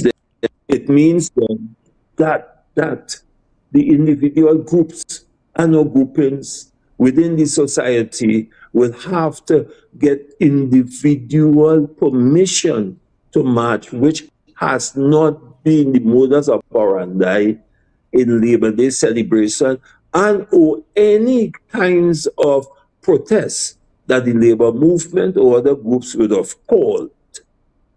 Right. And some persons are calling this arrest a total, you know, disregard for human empathy, for human life, and for what the actual Labor Day celebration has meant, you know, and some are calling it a repeat of history in a new way. We're seeing, you know, that modern repetition of uprising and how the police would have dealt with it, you know, in earlier times. Some are calling it an abuse of the Summary Offences Act. Tell us a bit about that aspect of it, the history behind Labor Day marches, and why for some persons it seems like this is just a history repeating itself. All right, well, I want to share the view that what happened on June 19, 2026 is something that any law-abiding and democratic society should condemn And that is why we are coming out in strong condemnation of the abuse and misuse and overuse of the police power, right? And it interferes with the sanctity of what Labor Day is all about. And as you rightly said, right, we have a history, and we know why and when Labor Day started, because protests started from since 1919 by the working class over all the things and the ills that we are fighting against. And I'm therefore on that day, it must be respected because the history is clear as it relates to Labor Day in Faizabad. And you know, I'm a little worried and I'm a little taken aback. And I'm more so because I had a teenager daughter who was marching with me also, and she was pushed aside in a manner, I mean, that is so unreasonable and uncouth and unbefitting of police officers to treat a young teenager lady like that, who was my daughter and who was traumatized too. What did she do to deserve that kind of treatment? And I'm bringing it back to the point then that when you have so much police, and it's the first time we would have seen that in Labor Day, participating in a Labor Day celebrations, armed police, and then you brought out the riot squad. It says something that I'm still trying to grapple with in my mind, that what would have perpetrated that kind of thought process and that kind of behavior in a 21st modern day society that is reminiscent of the colonial past. And it is a frightening phenomenon that we have to stand up against. It's not only the labor movement, you know, because if we allow this to form root within our soul, society, well, then we on a road that the question of democracy will be determined by what the police force determine is democracy. And democracy is not that. Democracy is the right to protest, the right to have a dissenting voice, the right to disagree with the police, to disagree with the government, to disagree with the opposition, to even disagree with the trade union movement. That is what democracy is all about. And when you have that kind of behavior, which seems to suggest that you do as I say, or else you're going to get locked up, it is a frightening phenomenon and a frightening behavior that all freedom-loving Trinidadians and Tobagonians should condemn. And, you know, just referencing our conversation on Thursday, my conversation with Alyssa, I asked her, I said, do you think that you are being targeted and on Friday the police are waiting to arrest you? And she said yes. And so it is clear that she was not surprised by the actions of the police that took place on Friday.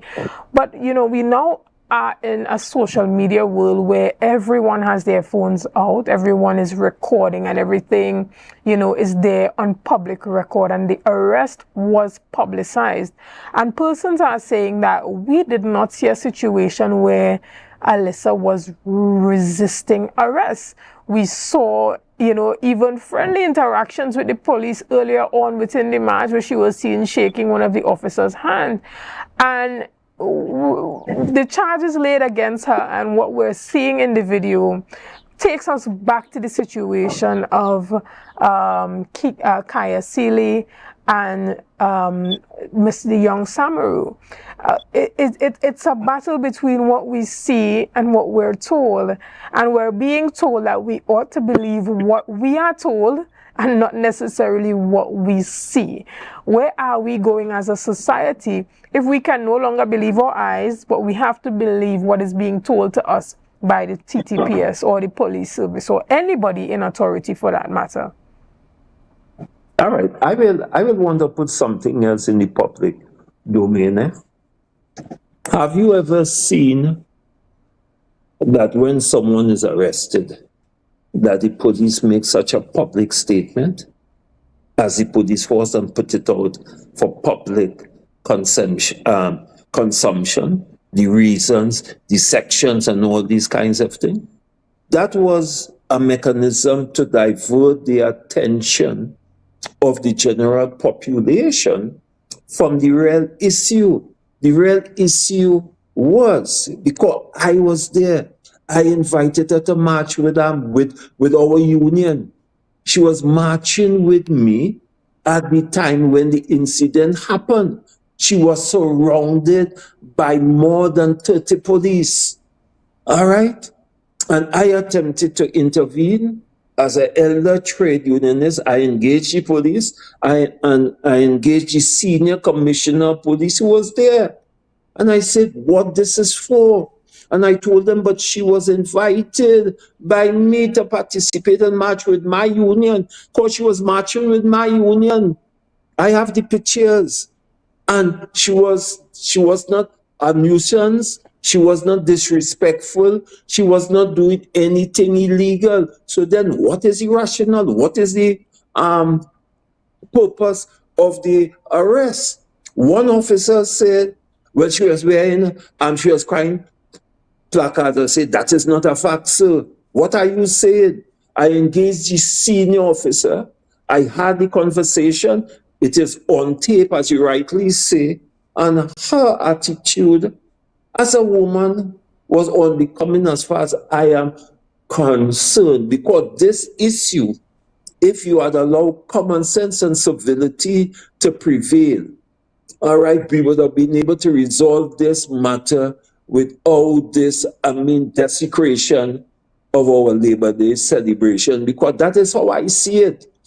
What was the purpose of bringing riot police and having so much armed police, right, in our march? It has never happened. And therefore, you must try to think in your mind, what was the reason? Because if that is the case, there were other social groups, politicians were marching. Why didn't you hold them then? Were they invited by a written invitation? Is the police now saying that on Labor Day, everybody who is marching, we must have a written invitation and approval for the individual groups, which has not been the history of Labor Day? So if we're talking about law, it have something called customs and practice. We breach no law, and the young lady and her mother breach no law. They choose to participate in a public march. Which went through the process of getting the necessary permission. And what is the role of the police? Forgiving is to regulate traffic, to make sure there is no... And you seem to have a bit of a connectivity issue there. But we are, ladies and gentlemen, talking about that arrest that took place on Friday. Mr. Anisette. Yeah. So then one has to pay attention to these nuances. One must be able to think for themselves. One must be able to evaluate a situation and determine whether or not it makes sense. Forget about the legality. Forget about the attempt to say under the summary offense act. But the fact is, if I engage you as the president of Siemens Union, general secretary of NATO, part of the organizer, and I told the officers, I invited her to march with our union because she was marching with our union. Therefore, if you didn't have other ideas, won't you engage us in a civil discussion to put an end to what I will continue to call a misuse and abuse of police authority? Right. And one of the things that came out in the statement by the TTPS was that they tried to maintain the integrity of the Labor Day march. But you are saying that the excessive police presence with high-powered firearms and the way in which they would have treated Alyssa in itself desecrated the sanctity of that Labor Day march. So you are saying that their actions did the opposite of what they are saying their arrest intended to do. But what sanctity they were trying to maintain when the young lady who was marching with my union did not commit any crime or did not do anything disorderly that would have disrupted the march. Come on, let's get serious, because she was with us marching, and I have the videos before the riot police came and surrounded her. So then the riot police was not there at the time when she started to march with our union, right? It had police officers at the side with them guns. They did nothing, but the riot police came, you know, and it is at that point they made a ring and surrounded her. And people were saying that they didn't do nothing. And our members was reacting in a way that I had to calm them down, because I did not want any excuses for the police to arrest any of my members, because it is riot police. When you call riot police into a particular space, there's a reason for doing that. The riot police have a role and a purpose, right? And then the police cannot tell me there was any incident that happened that would have warranted they deploying the riot police into our march. And I want to say our march, I mean Seamen and Waterfront Workers Trade Union march, because each union had their own trucks, their own speakers and things like that. All right, nothing happened onwards that would have required the police riot squad coming, because a riot squad is for a special purpose. And I'm asking myself the question, why it is that was done? Was it selective? Was it deliberate? Was it planned? And then that is why I am saying that desecrated that sacred march that we had in the defense of the working class of Trinidad and Tobago, because that is what the celebration is all about, you know, is in defense of the working class of Trinidad and Tobago. People don't like to talk about that, but I will say it was in defense of the working class, and the working class is everyone who work in Trinidad and Tobago. Understood. Well, Mr. Anisa, we want to thank you so much for being here this morning and offering, you know, those perspectives from your union, and, you know, just confirming here on Tobago Updates that you indeed did extend that invitation, and that Alyssa was welcomed into the march that took place on Friday, and that with you witnessing, you did not see anything being done wrong or untoward by her during that march. Finally, what are you looking forward to in this case? What are you hoping for the outcome would be as it pertains to her arrest on Friday? Well, we are doing two things. We are hoping that the Commissioner of Police and the Law Enforcement Agency will be man and woman enough to say that we make a mistake and let us forget about that. If that is not the case, because I know ego and pride, right, drives people, which is not a good thing. But we are in discussion with a senior counsel, a constitutional lawyer, for us to take a look at how we can progress this matter, because it's something that we are still shaken about, and it's something that we believe must never be allowed to happen in Trinidad and Tobago. Democracy must be respected by everybody, including the police of Trinidad and Tobago. Understood. Well, again, we want to thank you so much for being here this morning with us. Ladies and gentlemen, we're going to take a quick break right here, and we'll be back after this. See you soon.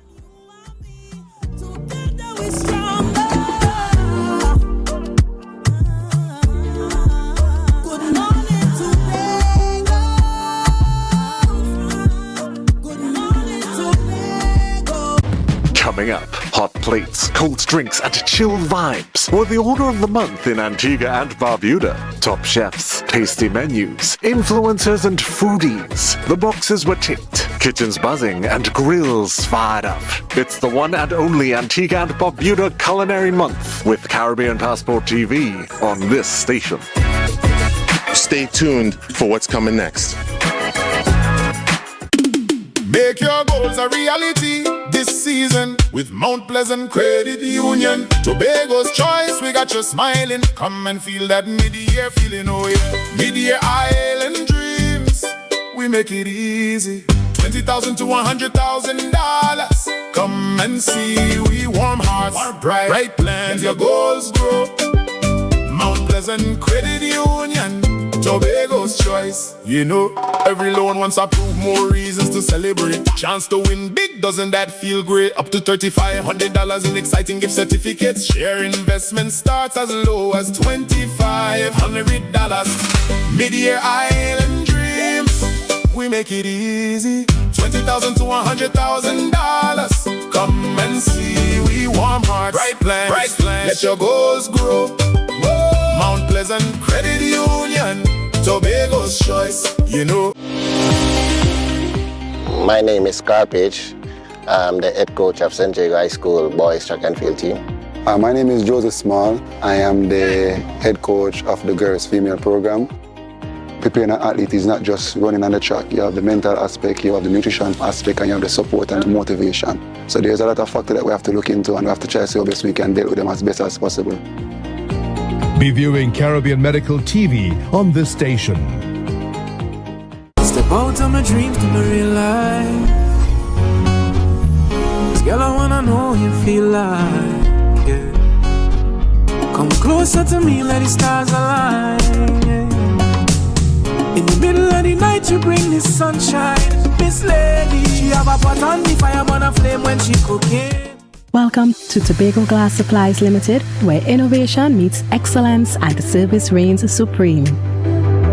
Our commitment is simple: to provide high-quality, innovative aluminum, vinyl, and glass solutions for both commercial and residential spaces. At TGSL, we don't just meet needs, we exceed expectations. Our range includes the finest aluminum cladding options, setting new standards in durability and style. Driven by our passion to elevate, we aim to be the leading supplier in the Caribbean market while retaining our identity as a family-owned business. Because at Tobago Glass Supplies Limited, it's not just about products. It's about relationships, it's about you. Innovation, quality, service. That's Tobago Glass Supplies Limited.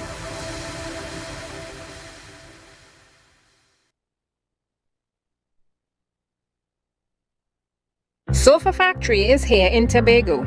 Conveniently located Montessori Drive, Glen Road, Scarborough. Up to 20% off on select sofas for customization.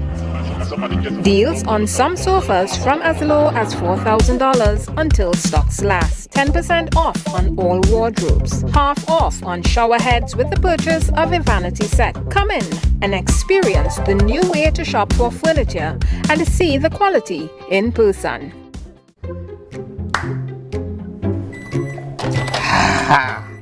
Nice. If I have to call a supervisor one more time to sign off on a customer because their financials are in a mess, I will scream. Don't scream in a bank that have lockup in it. It's either they're not registered properly, or you know what, we could just forget about annual returns, right? Compliance is a bad word to most of them. All your compliance out of here. But let me eat. What is wrong with Trinbagonians? I mean, it has so much help they could get out there. Well, you know, Trinis, we don't like to spend we money. But you know what? Be comfortable with losing we money. That make it any financial sense. What people should do is call Anderson in Trinidad and Tobago. Wait, what? Anderson in Trinidad and Tobago? Anderson in Trinidad and Tobago Tax and Accounting Services. Yeah, they offer help from registering your business to filing your tax. My lunch is over. Wait, tell me more. No, go and scream in the bank. You go and scream in the bank. No, Antoine, don't get one sooner.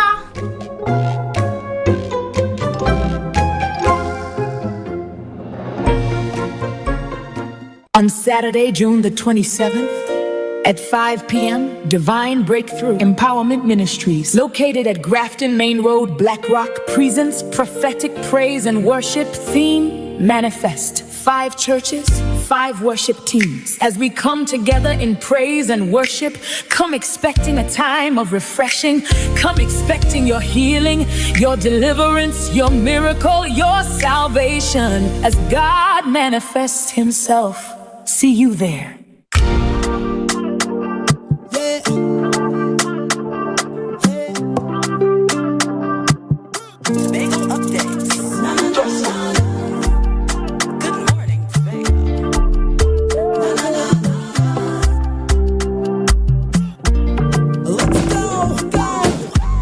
It's a brand new morning, rise up to a brand new dawning. As the passion start to rise, the energy fill the skies. I say thanks for favor to wake up and hear me neighbor. 60,000 people strong, and the vibes is never wrong. We are beauty, we are power, we are people in the sun. We are beaches, we are rivers, we are melanated ones. We special and there is no denying. Tobago is number one. I am you and you are me. Together we stronger. Good morning, Tobago. Good morning, Tobago. Good morning, and welcome back to Good Morning Tobago right here on Tobago Updates. Ladies and gentlemen, we just want to remind you that today the budget will be presented at the Assembly Legislature, and this will be presented at 10 a.m. this morning by the Secretary of Finance, the Secretary, Councillor Petal and Roberts, and so it will be broadcasted live right here on Tobago Updates.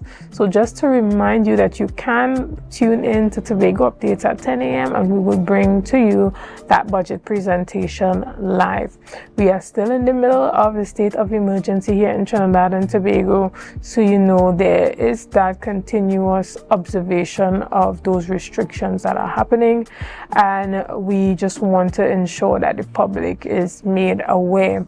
Ladies and gentlemen, we want to thank you so much for being a part of our discussions this morning. We want to thank you for your likes, your shares, and your comments, and all that you have been doing and continue to do to make Tobago Updates the #1 broadcaster here on the island of Tobago. Again, I am Chanel Felix, and I'm always going to remind you to have a productive day. It's a brand new morning, rise up to a brand new dawning. As the passion start to rise,